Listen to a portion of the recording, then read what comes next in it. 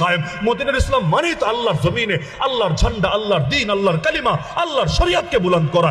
এর বাইরে মদিনার ইসলাম দূরের কথা, মক্কার ইসলাম, তায়েফের ইসলাম কোনো কিছুই তো হতে পারে না।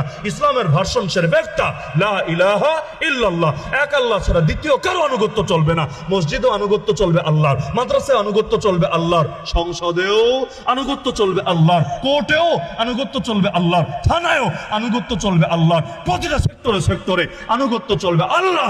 যে মানে তার মুখে লা ইলাহা ইল্লাল্লাহ সাজে, আর যে মনে করে নামাজের খোদা একজন, রাজনীতির খোদা আরেকজন, রোজার খোদা একজন, অর্থনীতির খোদা আরেকজন, হজের খোদা একজন, বিচার আচারের খোদা আরেকজন।